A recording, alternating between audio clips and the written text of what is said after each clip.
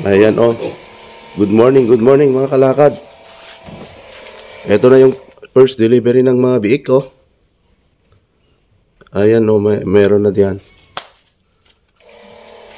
Alam nga dito naiinitan yan oh, nasisinaga ng araw. Mainit.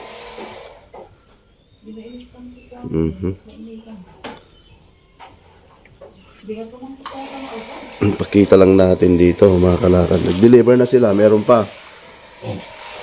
Kompleto? Surot, ito delivered na kompleto. Yan po mga kalakad oh.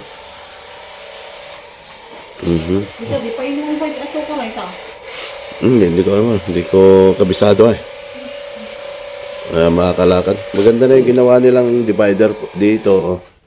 May divider sa gitna.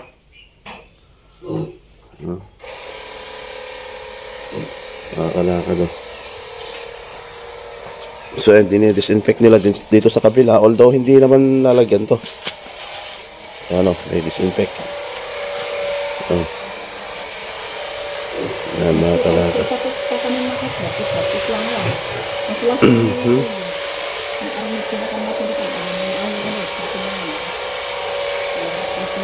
Second application yan ng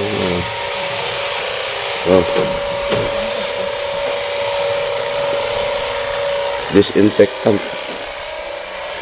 Yan mga kalakad oh.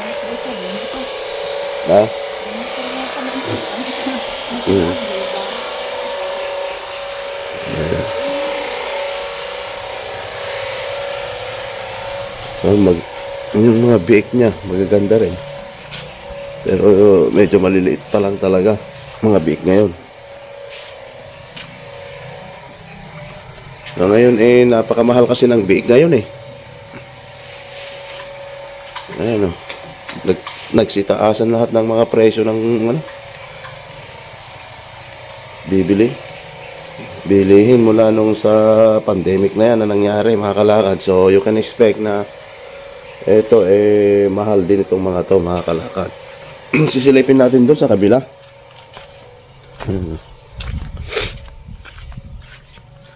So ito yung mais natin hindi na gaanong nakaka-recover. Meron pang abono, hindi pa nadidissolve yung abono niya. Nakakalakad dito tayo. Dadaan po tayo dito. Yan madamo nga lang dito, masukal, pero pagka nilinis yan at tatagpasin natin yung mga branches ng mga puno dito, o kaya puputulin natin yung mga ibang puno para maklear dito.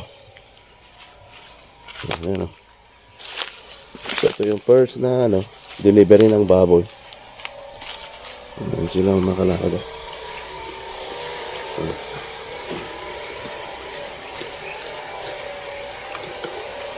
maliliit pa lang pero mukhang okay naman. Andun pa yung tools nila hindi pa natatanggal nandun. Baka ngangat-ngatin yan yung tools dyan.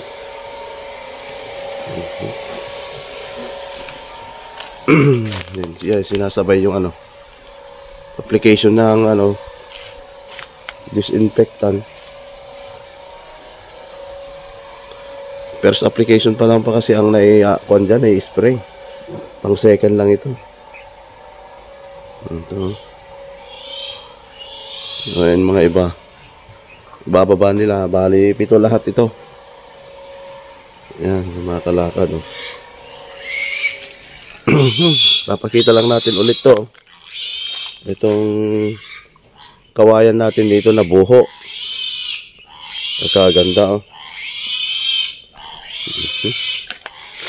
yung puno niya, malago na siya. Malalaki na rin to, matataba na. Ito matataba na yan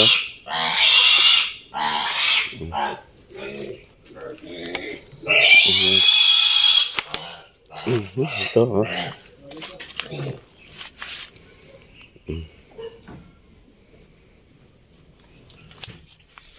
Yan mga kalakad Duwatan, duwa inom. Nakasako da? So nagdi-deliver sila ng biik. Yung may-ari, yung pamangkin kong may-ari niyan. Bali, ito kinargahan niya lang itong ating piggery dito. So kung magiging maganda, magdadagdag pa ng biik or baboy. Pag maganda yung kalalabasan ng kanyang pag-aalaga dito, mga kalakad, oh. Hopefully magiging maganda. And syempre dito, limited na lang yung mga tao na pwedeng mag-access dito. Halimbawa kung kumain ka ng baboy, hindi ka makaka-access dito kasi kailangan mo munang palampasin siguro certain period of time o isang araw na hindi ka pwede pumunta rito at mag-disinfect ka. So ganun para malimitihan yung mga tao na pumupunta rito at hindi yan ma-impact yung mga baboy sa virus, mga kalakad. Alright. Ayun, no. Nagkakarga sila. 7, actually 7. Bali 15 lahat yan. 15 piraso daw ang ilalagay. So, ayan na mga kalakad yung first delivery ng biik. Ayan. Nagkaroon ulit ng buhay dito sa piggery. Kasi after 3 years, magpo 4 years na walang karga ito mga kalakad. Nung 2000 pa. Nung before pandemic pa ito na 2020. Nung 2020 pa, nung walang baboy nito mga kalakad. Ayan, pasensya na kayo sa boses, medyo paos at tinamaan ng sipon mga kalakad. Ayan, linilinisan lang dyan.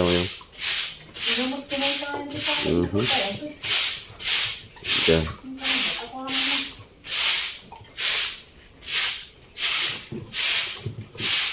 May platawa, extra natin para sa ikaw. Si Clone Sanggo. Awali na. Tapos kay kayam, di ba? Awamot lang. Ayan, mga magagandang lahi din. Mga kalakad talagang din to mga to. Puro, pero slim sila, maliliit pa lang kasi. 50 days pa, no? 50 days na itong mga to. 50 days na pala itong mga to. Baboy na to, 2 months na sila. Oh. Kailangan nilang i-deliver at ilang araw na kasing nabili. Siyempre pinapakain nung may-ari. Maagagatusan din siya ng pigs, mga kalakad, magaganda rin, magagandang lahi. Wala tayo tayo. Naglagay sila ng divider dyan, which is okay naman talaga para pagka lumalaki-laki, parang sorting na rin. At ito, pwedeng maging 4 ito na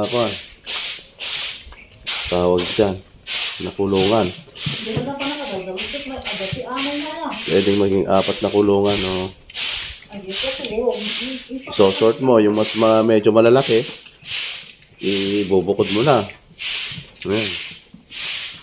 Andyan sila. Kumakain. Gutom sila. Gutom sila pero dapat to. Baka kainin nila itong mga to. Light muna ang pagkain ng mga to. Para pag nasanay na sila dito sa new environment, yun. Saka mo sila talagang papakainin ng marami. Ayan. Good morning, good morning. Yan, sabi ni Idol Romeo. Yan, papakita lang natin itong mga baboy. Hopefully mga kalakad, maging successful naman yung ating pamangkin dito sa pag-aalaga niya ng baboy. Ayan, Maganda. Magaganda, mukhang kahit na medyo slim yung yung mga biik, masisigla sila. Masisigla sila dahil lahat sila talagang nagugutom, talagang naghahanap ng pagkain kasi nga siyempre mga baboy talagang gutomin. Yan mga kalakad oh. Asan yung pitch niya? Konti-konti, wala pa?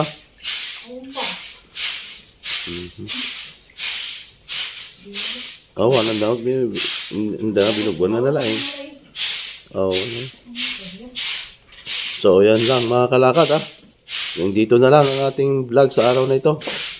Pinakita lang natin ito and then from time to time, iba-vlog natin to. Tingnan natin. Mga kalakad. Pero bawal kapag kumain ka ng ano, bawal na dito. Alright. Para ganun eh, ano, maiwasan natin na makontaminate ng ano to, mga virus, mga kalakad. So, good morning. Mabuhay po tayong lahat. Magandang umaga po. Thank you for watching our video. And we expect you again on our next upload, mga kababayan, mga kalakad. Good morning. And thank you. Mabuhay po tayong lahat.